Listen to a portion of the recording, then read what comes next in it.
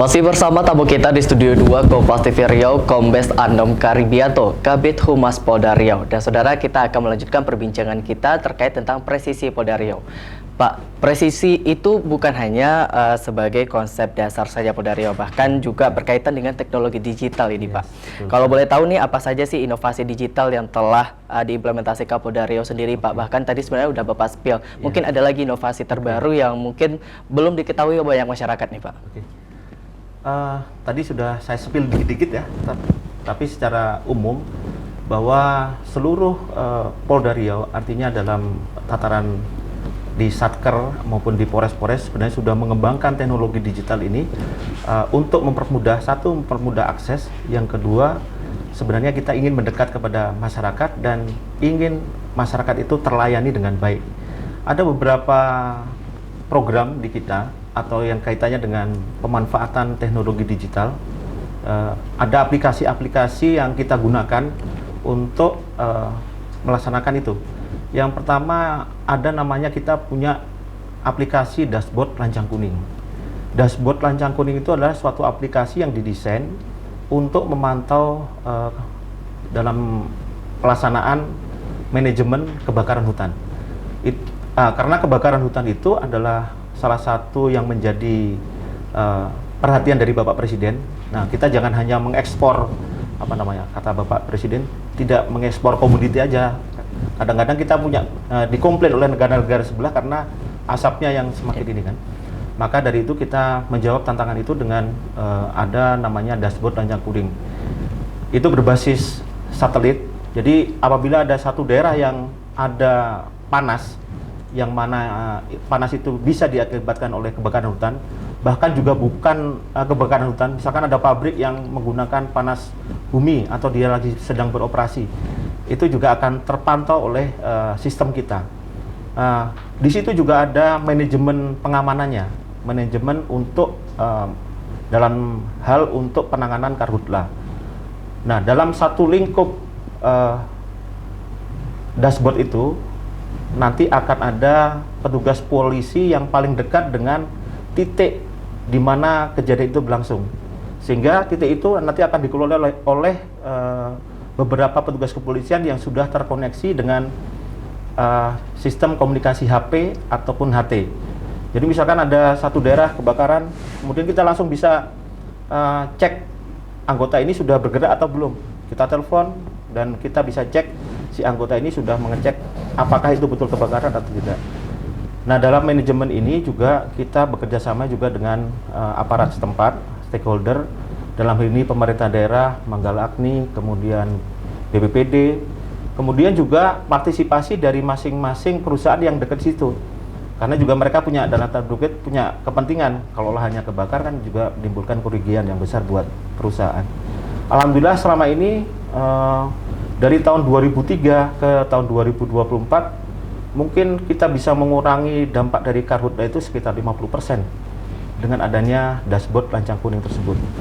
Kita juga punya beberapa aplikasi kaitan dengan itu.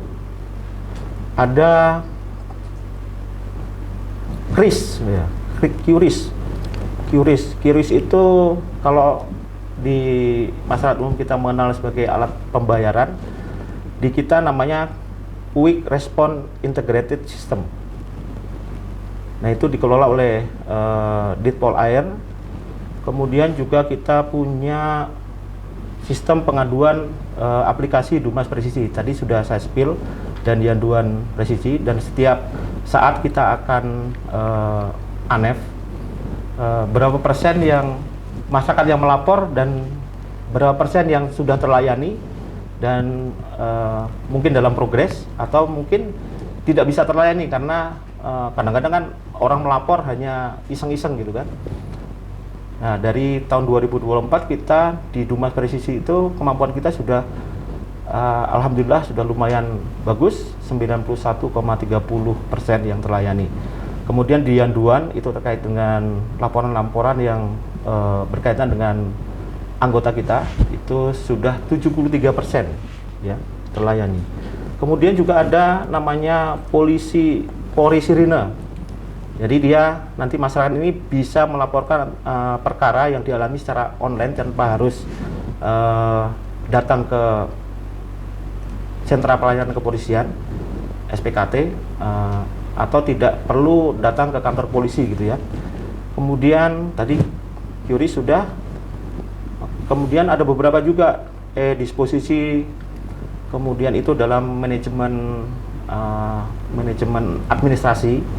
Kemudian ada Sipendu, ada dari Bitkum, ada Teras, ada Sikat Narkoba, ada Sikapur Logistik, ada banyak yang kita lakukan dalam hal teknologi digital. Oke, baik. Wah, luar biasa sekali ternyata dari polisi sendiri ini sebenarnya sudah memiliki program kerja inovasi yang sangat membantu sekali bagi masyarakat, bahkan tidak hanya memberantas kasus-kasus terkait kejahatan saja, tetapi tentang kebakaran, bahkan di Polairut ya Pak, Polda Air juga ada. Nah, dari semua inovasi ini Pak, kalau boleh tahu ini berjalannya secara barengan atau mungkin yang mana dulu ini Pak? Mungkin kayak soalnya ini adalah hal-hal yang mungkin nggak semua masyarakat yang mendengar tentang adanya aplikasi-aplikasi ini. Bahkan juga kalau bisa kita lihat banyak masyarakat yang mungkin sekarang masih belum memahami tentang aplikasi hal ini Pak. Mungkin apa saja sih tantangan yang harus dihadapi oleh Polri sendiri terkait tentang program inovasi ini, bahkan sampai di tahun ini apakah sudah berjalan lebih cepat gitu ya Pak? Artinya dengan adanya program ini membantu sekali atas kerjanya dari Polda Riau sendiri Pak. Oke. Saya sampaikan ya, keberadaan aplikasi ini sebenarnya adalah untuk mempermudah masyarakat untuk mengakses layanan kita ya, baik itu dalam hal penegakan hukum, dalam hal untuk masyarakat memberikan input atau melaporkan apa aja yang keluhan dari masyarakat, pengaduan. Sebenarnya tidak hanya di aplikasi saja Mas. Jadi kita juga membuka layanan itu di medsos. Kalau kita lihat sekarang buka Instagram, kemudian TikTok, kemudian Facebook. Kemarin Bapak Kapolri memerintahkan kita buka layanan seluas-luasnya supaya masyarakat bisa mengakses kita. Karena kita pejabat publik, kita harus mempertanggungjawabkan pekerjaan kita itu, kinerja kita kepada masyarakat. Jadi seluruh Instagram Kapolres, bahkan sampai dengan HP-nya, HP-nya artinya masyarakat bisa mengadu melalui WhatsApp atau telepon langsung bisa. Kemudian di medsos apabila ada aduan, pengaduan masalah lalu lintas, Pak Dirlantas sudah membuat layanan baik itu secara aplikasi maupun di medsosnya, di Instagram, di TikTok, di Facebook, di X, semuanya sudah ada. Nanti saya menyarankan kepada masyarakat agar coba dibuka layanan medsos kita yang official ya, di seluruh satker dan dari Polsek, kemudian Polres. Polsek itu artinya Kapolseknya membuka layanan, kemudian Pak Kapolres juga di Instagramnya ada layanannya, pengaduan itu. Kemudian di tingkat Polda, seluruh direktur operasional, Dirreskrim, Dirlantas, Dirnarkoba, Dirbimas, Dirsabara, semua membuka layanan itu. Kita harapkan masyarakat untuk berpartisipasi aktif sehingga dapat kita layani dengan baik.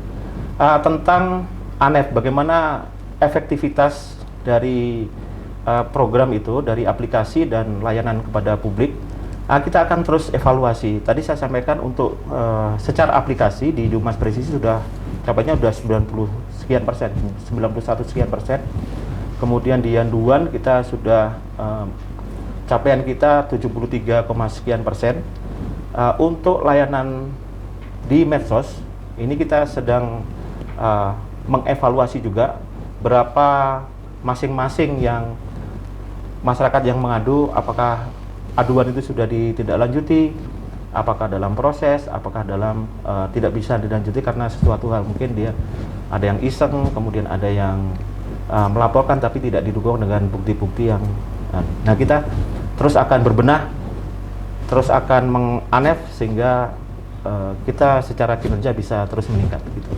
Oke, baik, luar biasa sekali. Nah, tadi Bapak juga sudah mengatakan bahwa dari tim Ditlantas sendiri sebenarnya sudah menggunakan aplikasi ataupun sudah menyebarkan informasi lewat sosial media. Nah, yang kita tahu ini Pak, ini hal paling mendasar bagi masyarakat, tentu adanya namanya razia ataupun tentang keselamatan di lalu lintas. Kalau boleh tahu di tahun 2025 ini sebenarnya sudah terjalani itu keselamatan lancang kuning 2025. Kalau boleh tahu bagaimana perkembangan dari kegiatan ini Pak? Seperti kita ketahui bersama, di kemarin tanggal 10 kita sudah melaksanakan operasi keselamatan lancang kuning 2025.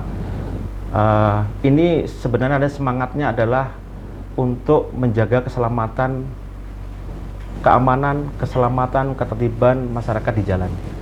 Ada dalam Perpres nomor 1 tahun 2022 tentang rancangan umum keselamatan itu ada 5 hal yang menjadi perhatian kita, yaitu adalah sistem yang berkeselamatan, kemudian jalan yang berkeselamatan, kendaraan yang berkeselamatan, keempat pengguna jalan yang berkeselamatan, dan penanganan korban laka lantas. Untuk diketahui juga bahwa lalu lintas itu salah satu penyumbang tingkat kematian yang tinggi. Selain kalau dalam jurnal-jurnal ilmiah itu ada beberapa penyebabnya ya, ada kanker, ada penyakit segala macam. Nah, salah satunya adalah laka lantas. Tentunya hal demikian itu menjadi perhatian kita, bagaimana supaya masyarakat itu selamat di jalan, tidak menjadi korban laka lantas. Pun kalau jadi korban lantas pun tidak menimbulkan fatalitas kan gitu ya. Artinya fatalitas itu artinya amit-amit meninggal, kemudian luka berat. Nah, kita melakukan serangkaian kegiatan untuk mensosialisasikan bagaimana keselamatan berlalu lintas itu sangat penting di jalan. Itu kegiatannya melalui edukasi. Nanti ada dari Ditlantas akan menyelenggarakan kegiatan-kegiatan Police Goes to School, kemudian Police Goes to Campus, Police Goes to Community, komunitas-komunitas, atau mungkin juga ojek online, supaya mereka bisa menyadari bahwa keselamatan itu menjadi hal yang utama di jalan. Capaian kita dalam hal operasi keselamatan lancang kuning itu sampai ini masih berjalan, nanti akan berakhir tanggal 13 Februari. Dan perlu saya sampaikan juga kepada seluruh pemirsa, kita menghadapi bulan Ramadan. Tentunya kita harus menciptakan bulan Ramadan itu sebagai bulan yang suci, dan kita sebagai umat Islam dan Provinsi Riau juga mayoritas beragama Islam, kita akan membuat operasi cipta kondisi dalam rangka untuk menghadapi bulan Ramadan, supaya masyarakat Provinsi Riau itu bisa semakin khusyuk dalam beribadah. Nah, target operasi nantinya mungkin dalam minggu-minggu ini akan dirilis adalah kejahatan-kejahatan yang menjadi kejahatan jalanan ya, kemudian narkoba, kemudian operasional juga, operasional tempat hiburan. Nah, kita juga akan berkoordinasi dengan stakeholder terkait dari Pemda.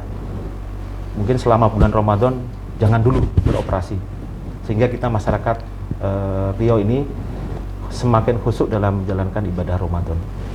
Oke, baik Pak. Untuk terakhir Pak, boleh mungkin pesan dari Bapak Anam sendiri kepada seluruh masyarakat Provinsi Riau terkait tentang bagaimana cara mendukung presisi Polda Riau sendiri dan juga operasi yang akan dilaksanakan di bulan Ramadan nantinya. Mungkin ada pesan yang akan disampaikan kepada seluruh masyarakat Pak. Mungkin boleh dihadapkan ke kamera Pak. Jadi untuk seluruh masyarakat Provinsi Riau, keamanan dan ketertiban ini adalah tanggung jawab kita bersama, adalah merupakan kebutuhan yang paling fundamental untuk menjaga seluruh sistem, baik itu sosial, budaya, politik, ekonomi itu berjalan. Maka kami dari Polda Riau mengajak seluruh masyarakat Provinsi Riau, yang pertama adalah dengan berbagai layanan kepolisian tersebut, kami harapkan partisipasi masyarakat untuk menjadi mata dan telinga kami juga, perpanjangan tangan kami. Apabila ada menemukan suatu tindak pidana, apabila menemukan suatu ketidakteraturan, ketidaktertiban, dengan layanan kami, mohon untuk disampaikan kepada kami, dan insya Allah akan kami tindak lanjuti.